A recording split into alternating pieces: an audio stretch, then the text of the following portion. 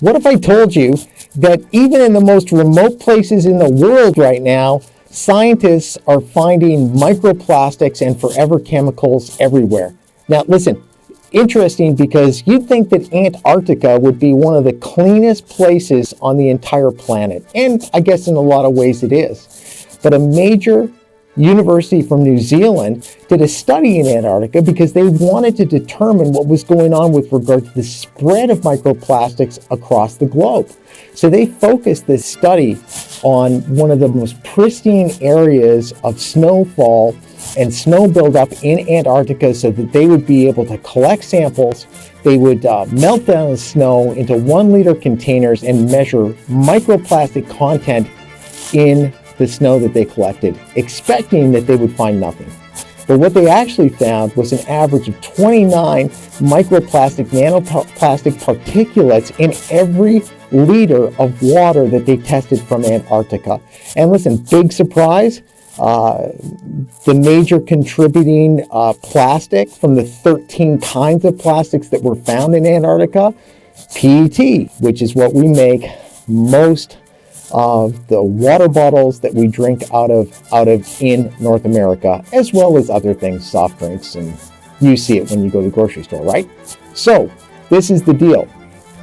We've got an opportunity to be able to take a look at these reports and say, okay, we understand cross-contamination, breakdown of PET particulates into the environment, into groundwater, into snow, and then eventually back at us through all the rest of these systems, has turned most people off of the idea of drinking tap water. I understand that. But the refocus has been, hey, let's drink water out of plastic bottles. What a great idea. Plastic's trying to kill all of us. Why don't we just, why fight it? Let's join in, right? Think about it like this. $40 billion industry in North America. Water in plastic bottles. I'm not talking about iced tea and soft drinks and all the rest of the stuff. I'm talking about just water in plastic bottles.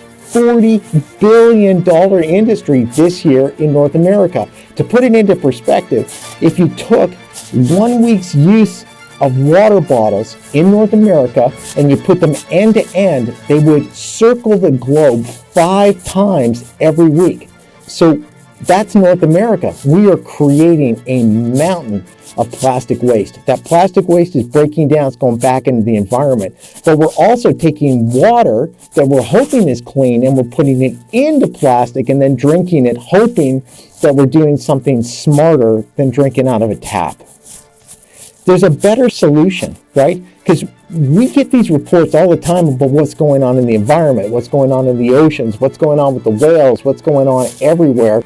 And it creates a kind of an anxiety. Listen, I think a lot of us think, yeah, whatever. I've got a lot of news and whatever. It's not bugging me. But you know what? If we're having problems with regard to our sleep patterns, if we're having problems with regard to focus, energy, all of those things point to a number of different problems, and some of them have a basis in what's called eco-anxiety.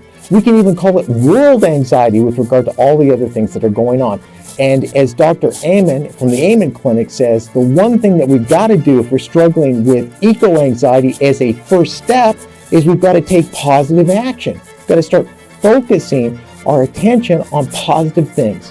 When we do something that's positive, we come out of the bad news of studies, microplastics in Antarctica. Glad I could be the bearer of such good news for you. And we start to focus our attention on what am I going to do about it? Because this is a solution that has to happen not because of what governments do and not because of what major retailers and manufacturers do. This is kind of down to us, guys. We make decisions about what we do with our hard-earned money every day. So what we want to do first is we want to get out of drinking water out of plastic bottles. Secondly, we want to look at the resource of tap water and use an ancient form of cleaning our water, which is distillation. We want to take that distillation process and we want to get out of really expensive, water-wasting, environmentally problematic reverse osmosis and water softeners and all the rest of the things that are also really bringing some significant injury to the environment but costing us a fortune, okay? So we have a simplified solution. We've got an ancient mine, trace mineral revitalization process, and we can show you step by step by step how to implement this into your house so you can be successful at it.